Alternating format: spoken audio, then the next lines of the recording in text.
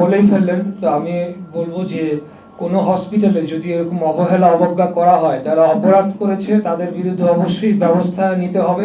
আমরা তো সেন্ট্রালি তো আমাদের পক্ষ থেকে যে নির্দেশনা, আমরা কিন্তু মন্ত্রণালয়ের মাধ্যমে যেটা বলেছি, স্বাস্থ্য মন্ত্রণালয়ে আমি গিয়েছি, সমাজ কল্যাণে কথা বলেছি এবং আমি নিজেও বিভিন্ন হসপিটালে কথা বলে আমি চাপ প্রয়োগ করেছি যে চিকিৎসাটা অবিলম্বে দ্রুততম সময় যাতে অব্যাহত থাকে এবং কেউ বাদ পড়ে থাকলে তাদেরটা যাতে দ্রুত চালু করা হয়।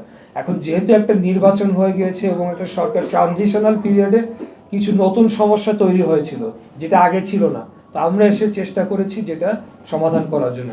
এখন আমি আজকে আপনাদের থেকে সহযোগিতা চেয়ে গেলাম।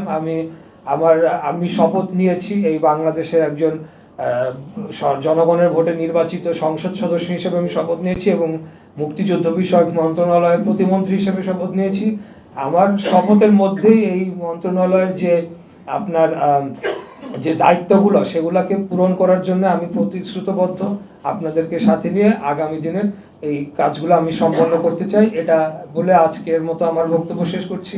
জুলাই চার্টার নিয়ে আর বললাম না, কারণ এখানে শিশির মনির ভাই আছেন এবং উনি আমাদের আইনমন্ত্রী সহ আমাদের কনসেনসাস কমিশনের অনেকের সাথে ওনারা সরাসরি যোগাযোগ করে থাকেন, তো এই ব্যাপারে ওনারাই অভিজ্ঞ।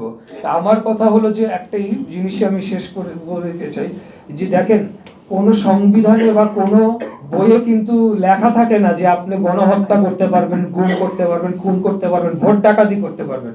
কিন্তু খুনি স্বৈরাচারী হাসিনা কিন্তু সেই কাজটা করেছে। আজকে যদি আপনারা আন্দোলনের চিন্তা করেন তাহলে আগে চিন্তা করেন যে খুনি হাসিনার আমলের যে গণহত্যাগুলো সংগঠিত হয়েছিল সেগুলোর বিচার কবে সম্পন্ন হবে। আওয়ামী লীগের রাজনীতির প্রশ্নে আগামী দিনে কি দাঁড়াবে, রাজনৈতিক প্রশ্নে সেগুলোর বিষয়ে আগে উত্থাপন করেন, তাহলে আমার মনে হয় যে জুলাই চার্টার অবশ্যই বাস্তবায়ন হবে। এটার থেকে সরে আসার কোনো সুযোগ নাই। জুলাই চার্টার আর জুলাই আদেশ দুইটা আলাদা বিষয় হিসাবে রয়েছে। আমি টেকনিক্যাল আলাপে যাব না, আমাদের উদ্দেশ্যটা ঠিক আছে কিনা।